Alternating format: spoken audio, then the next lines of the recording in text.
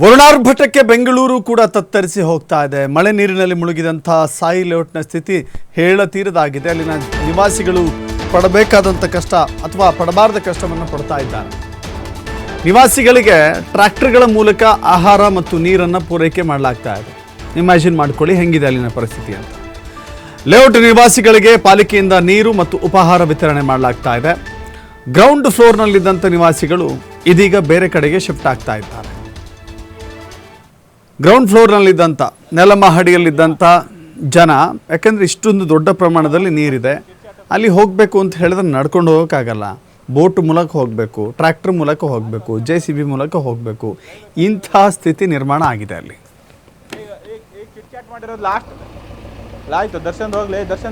S, ಇದೇ ವಿಚಾರಕ್ಕೆ ಸಂಬಂಧಪಟ್ಟಂತೆ ಸಾಯಿ ಲೇಔಟ್ನಿಂದ ನಮ್ಮ ಪ್ರತಿನಿಧಿ ಗಣೇಶ್ ಒಂದು ಪ್ರತ್ಯಕ್ಷ ವರದಿ ಕೊಟ್ಟಿದ್ದಾರೆ, ನೋಡೋಣ. ಸಾಯಿ ಲೇಔಟ್ ಬಡಾವಣೆ ಸಂಪೂರ್ಣವಾಗಿ ಮುಳುಗಡೆ ಆಗಿರುವಂಥದ್ದು. ನಿನ್ನೆ ಮೊನ್ನೆ ಸುರಿದಂತಹ ಧಾರಾಕಾರ ಮಳೆಗೆ ಬೆಂಗಳೂರು ಇಡೀ ಮುಳುಗಡೆ ಆಗಿದೆ. ಅದರಲ್ಲೂ ಸಾಯಿ ಲೇಔಟ್ ಸಂಪೂರ್ಣವಾಗಿ ಜಲಾವೃತ ಆಗಿರುವಂಥದ್ದು ದೃಶ್ಯಗಳಲ್ಲಿ ನಾವು ನೋಡ್ತಾ ಇದ್ದೀವಿ. ಅವರನ್ನು ಮನೆ ಒಳಗಡೆ ಸಿಲ್ಕೊಂಡಂಥ ಜನರನ್ನು ರೆಸ್ಕ್ಯೂ ಮಾಡುವಂಥ ಪ್ರಕ್ರಿಯೆ ಆಗ್ತಾ ಇದೆ. ಸಿವಿಲ್ ಡಿಫೆನ್ಸ್ ಸಿಬ್ಬಂದಿಗಳಿಂದ ಸಂಪೂರ್ಣವಾಗಿ ಮನೆ ಒಳಗಡೆ ವಾಸಿಸಿದಂತಹ ನಿವಾಸಿಗರನ್ನು ಕರ್ತರುವಂಥದ್ದು, ಅವರನ್ನು ಬೇರೆ ಕಡೆ ಸ್ಥಳಾಂತರಿಸುವಂತಹ ಪ್ರಕ್ರಿಯೆ ಕೂಡ ಆಗ್ತಾ ಇದೆ. ನಾವು ಈ ವಿಜುವಲಲ್ಲಿ ನೋಡ್ಬೋದು ಎಷ್ಟು ಹರಸಾಹಸವನ್ನು ಪಡಬೇಕಾಗುತ್ತೆ ಅಂತಂದರೆ. ಇಲ್ಲಿ ಮುಖ್ಯವಾಗಿ ಕಾರಣ ಏನಂತಂದರೆ, ನಿನ್ನೆ ಮತ್ತು ಮೊನ್ನೆ ಸುರಿದಂತಹ ಧಾರಾಕಾರ ಮಳೆಗೆ ಓವರ್ಫ್ಲೋ ಆಗಿರುವಂಥದ್ದು, ಮನೆ ಒಳಗಡೆ ನೀರು ನುಗ್ಗಿರುವಂಥದ್ದು. ಇವರು ಮೊದಲನೇ ಮಹಡಿಯಲ್ಲಿ ವಾಸ ಮಾಡ್ತಾಯಿದ್ರು. ಸಂಪೂರ್ಣವಾಗಿ ಇಲ್ಲಿ 200ರಿಂದ 250 ಮನೆಗಳಿದೆ. ಎಲ್ಲವೂ ಕೂಡ ಇಂಡಿವಿಜುವಲ್ ಮನೆ. ತಾವು ಮೊದಲೇ 10-20 ವರ್ಷಗಳಿಂದಲೇ ಇಲ್ಲಿ ಲೇಔಟ್ ನಿರ್ಮಾಣ ಆಗಿತ್ತು. ಆ ಲೇಔಟ್ನಲ್ಲಿ ಸ್ವಂತ ಮನೆಗಳನ್ನು ನಿರ್ಮಿಸ್ಕೊಂಡಿದ್ದಂಥವ್ರು, ಇವರುಗಳಿಗೆ ಈಗ ಸಾಕಷ್ಟು ತೊಂದರೆ ಆಗ್ತಿರೋದು. ಅದರಲ್ಲೂ ಕೂಡ ವಯಸ್ಸಾದಂತಹ ವ್ಯಕ್ತಿಗಳು ನಿನ್ನೆ ಮೊನ್ನೆ ಮರಳಿ ಸೇರಿಕೊಂಡು ಊಟ ತಿಂಡಿ ಆಹಾರವಿಲ್ಲದೆ ಪರದಾಡ್ತಾ ಇದ್ರು. ಹಾಗಾಗಿ ಈಗ ಅವರನ್ನ ಸಿವಿಲ್ ಡಿಫೆನ್ಸ್ನ ಸಿಬ್ಬಂದಿಗಳು ಅವರನ್ನ ರೆಸ್ಕ್ಯೂ ಮಾಡುವಂಥ ಪ್ರಕ್ರಿಯೆಗಳನ್ನು ನಾವು ಕಾಣ್ಬೋದು. ಒಟ್ಟಾರೆ ಏನಂತಂದರೆ, ಊಟ ತಿಂಡಿ ಆಹಾರ ಇಲ್ಲದೆ ಯಾವ ರೀತಿ ಪರದಾಡಬೇಕಂತ ಪರಿಸ್ಥಿತಿ ನಿರ್ಮಾಣ ಆಯಿತು ಈ ವರುಣನ ಅಟ್ಟಹಾಸದಿಂದ. ಹಾಗೇನೆ ಇಲ್ಲಿ ಯಾವ್ಯಾವ ರೀತಿ ತೊಂದರೆ ಆಗಿದೆ ಅನ್ನೋದು ಕೂಡ ಸಾಕಷ್ಟು ನಾವು ನೋಡ್ಬೋದು. ಇದು ಮಂಡಿ ಉದ್ದಷ್ಟು ಎತ್ತರಕ್ಕೆ ಏನು ಮಳೆ ಬಂದಿರುವಂಥದ್ದು. ಇದರಿಂದ ಸುಮಾರು ಮನೆಗಳಿಗೆ ಈಗ ನೀರು ನುಗ್ಗಿದೆ. ಮನೆಗಳು ಸಂಪೂರ್ಣ ಜಲಾವೃತ ಆಗಿದೆ. ಮನೆಯಲ್ಲಿರುವಂಥ ವಸ್ತುಗಳೆಲ್ಲವೂ ಕೂಡ ನೀರಿಗೆ ಆಹುತಿ ಆಗಿರುವಂಥದ್ದು. ಏನು ಮಾಡಬೇಕು ಏನು ಮಾಡಬಾರ್ದು ಅಂತ ತೋಚದ ಪರಿಸ್ಥಿತಿಯಲ್ಲಿ ಇಲ್ಲಿನ ವಾಸಿಗರು ಕೂಡ ಇದ್ರು. ಹಾಗಾಗಿ ಅವರನ್ನ ಈಗ ಸಿವಿಲ್ ಡಿಫೆನ್ಸ್ ಸಿಬ್ಬಂದಿ JCB ಮೂಲಕ ಸ್ಥಳಕ್ಕೆ ಬಂದು ಅವ್ರನ್ನ ಕರ್ತರುವಂಥದ್ದು. ಹಾಗೇನೆ ಕೆಲವರು ಮೊದಲನೇ ಮಹಡಿಯಲ್ಲಿ 2ನೇ ಮಹಡಿಯಲ್ಲಿ ಕೂಡ ಕೆಲವರು ವಾಸ ಮಾಡ್ತಿದ್ದಾರೆ. ಅವರಿಗೆ ಊಟ ತಿಂಡಿ ಕುಡಿಯಲಿಕ್ಕೆ ನೀರಿನ ವ್ಯವಸ್ಥೆಯನ್ನು ಕಲ್ಪಿಸುವಂಥ ಪ್ರಕ್ರಿಯೆ ಕೂಡ ಆಗ್ತಾ ಇದೆ. ನಾನೀಗ ಅವ್ರನ್ನ ಮಾತನಾಡಿಸುವಂಥ ಪ್ರಕ್ರಿಯೆ ಮಾಡ್ತೀನಿ. ಸರ್, ಯಾವ್ಯಾವ ತೊಂದರೆ ಆಯಿತು? 2 ದಿನದಿಂದ ನೀವು struck ಆಗಿದ್ರಿ. No water, no electricity, nothing is there. What to do? People can't even survive over here. It has become like that. ಎಷ್ಟು ವರ್ಷದಿಂದ ಇಲ್ಲಿ ಇದ್ರಿ ನೀವು? ಸ್ವಂತ ಮನೆನಾ ಹೇಗೆ? ಇಲ್ಲ, ನಾವು ಬಾಡಿಗೆಗೆ ಇದ್ದೀವಿ. 7 years. 7 years. ಎಷ್ಟೊತ್ತಿಗೆ ಮಳೆ ಬಂತು? ಮೊನ್ನೆ ರಾತ್ರಿ ಮಳೆ effect It came around 2:30. 2:30 in the night until morning, I think, till about 4 o'clock. Before that also it had come, but it was okay. But this was too much. Sir, ಈಗ ಏನೇನು ಸಮಸ್ಯೆ ಆಯಿತು ಒಳಗಡೆ? ನಿಮಗೆ ಯಾರು ಹೆಲ್ಪಿಗೆ ಬಂದರು? ಹೇಗೆ? ನಿಮ್ಮ ಜನನೇ ಬಂದರಮ್ಮ ಹೆಲ್ಪ್ಗೆ.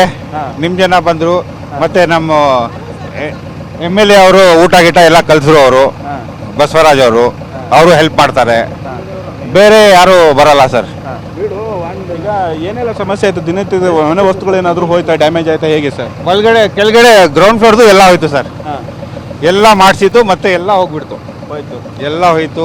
ನಮ್ಮದು ಇದು ಏನೋ UPS ಎಲ್ಲ ಹೋಯ್ತು. ಓಕೆ, ಟೋಟಲಿ ಎಷ್ಟು ಲಾಸ್ ಆಯಿತು ತಮಗೆ ಸರ್ 2 ದಿನದಿಂದ? ಆರಾಮಾಗಿ 3-4 lakhs ಲಾಸ್ ಇದೆ ಸರ್. ಕೆಳಗಡೆ 2 ಫ್ಲಾಟ್ ಇದೆ ಅಲ್ವಾ, ಎಲ್ಲ ಮಾಡಿಸಿದ್ದು ಎಲ್ಲ ಹೋಗ್ಬಿಡ್ತು. ಎಷ್ಟು ವರ್ಷದಿಂದ ವಾಸ ಇದ್ರಿ ತಾವು? Almost 7 years sir. 7 years. Okay, ಇದು ಯಾವ ಕಾರಣ ಅಂತೀರಿ ಈ ಥರ ಫ್ಲಡ್ ಆಗುವಂಥದ್ದು? Sir, there is no place for water to go sir. Water ಹೋಗಬೇಕು, ಎಲ್ಲ ಕಡೆ ಬ್ಲಾಕ್ ಇದೆ. ವಾಟರ್ ಹೋಗದೆ ಇದು ಸಮಸ್ಯೆ ಆಗಲ್ಲ. ಎಲ್ಲ ಡೆವಲಪ್ಮೆಂಟ್ ಮಾಡಿ ಎಲ್ಲ ಬ್ಲಾಕ್ ಆಗ್ಬಿಟ್ಟು ನಮ್ದು ಗಾಡಿ ನೋಡಿ ಸರ್, ಎಲ್ಲ ಗಾಡಿ ಈ ಥರದ್ದು ನಮ್ಮದು ಎಲ್ಲ ಗಾಡಿ ಹೋಗ್ಬಿಟ್ಟಿದೆ. ಎಲ್ಲ ಗಾಡಿಯಲ್ಲಿದೆ, ಅದು ಹೋಗಿದೆ. ಒಟ್ಟಾರೆ ಅಂತಂದರೆ ಇಲ್ಲಿ ನಾವು ನೋಡ್ಬೋದು, ಜನಗಳು ಕೂಡ ಸಾಕಷ್ಟು ಪರದಾಡ್ತಾರೆ, ಸಾಕಷ್ಟು ಪರಿತಪಿಸುವಂಥ ಕೆಲಸಗಳು ಆಗ್ತಾ ಇದೆ. ಮುಖ್ಯವಾಗಿ ನನ್ನ ಹಿಂಭಾಗದಲ್ಲೂ ಕೂಡ ನಾವು ವಿಜುವಲಲ್ಲಿ ತೋರಿಸ್ತಾ ಇದ್ದೀವಿ. ಇನ್ನೂ ಕೂಡ ಮನೆ ಒಳಗಡೆ ಒಂದಿಷ್ಟು ಫ್ಯಾಮಿಲಿಗಳು ಸಿಲ್ಕೊಂಡಿದೆ. ಅವ್ರುಗಳು ಕೂಡ ಒಂದು ರೀತಿಯಲ್ಲಿ ವ್ಯವಸ್ಥೆ ಮಾಡಬೇಕಾದಂಥ ಪರಿಸ್ಥಿತಿ ಇರುವಂಥದ್ದು.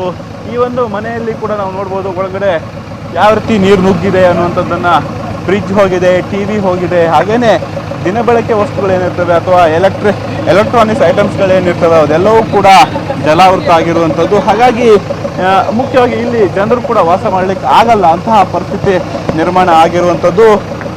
ಒಟ್ಟಾರೆ ಇಲ್ಲಿ 200ಕ್ಕೂ ಹೆಚ್ಚು ಮನೆಗಳೀಗ ಸಂಪೂರ್ಣವಾಗಿ ಜಲಾವೃತ ಆಗಿದೆ. ಇಲ್ಲಿ ವಾಸ ಮಾಡಲಿಕ್ಕೆ ಆಗಲ್ಲ. ಪ್ರಮುಖ ಕಾರಣ ಏನಂತಂದರೆ ಮಾನ್ಯತಾ ಟೆಕ್ ಪಾರ್ಕ್ ಇದೆ ಪಕ್ಕದಲ್ಲಿ, ಹಾಗೇನೆ ಆ ಒಂದು ಭಾಗದಲ್ಲಿ ಏನು ರಾಜಕಾಲುವೆ ಹಾದು ಹೋಗ್ತಿತ್ತು, ಆ ರಾಜಕಾಲುವೆ ಒತ್ತುವರಿ ಆಗಿರೋದಕ್ಕೆ ಇಲ್ಲಿ ಮನೆಗಳಿಗೆ ನೀರು ನುಗ್ಗಲಿಕ್ಕೆ ಕಾರಣ ಅನ್ನುವಂಥ ಆರೋಪ ಇಲ್ಲಿನ ಸ್ಥಳೀಯರದ್ದು, ವಾಸಿಗರದ್ದು. ಹಾಗಾಗಿ ಸಾಕಷ್ಟು ಅಂತಂದರೆ ಈ ಒಂದು ಸಾಯಿ ಲೇಔಟ್ನಲ್ಲಿ ಸಾಕಷ್ಟು ಮನೆಗಳಿಗೆ ನೀರು ನುಗ್ಗಿರುವಂಥದ್ದು. ಈಗ ಸಿಬ್ಬಂದಿಗಳು ಬಂದಿದ್ದಾರೆ, ಅವರನ್ನು ರಕ್ಷಿಸುವಂಥ ಕಾರ್ಯ ಕೂಡ ಆಗ್ತಾ ಇದೆ.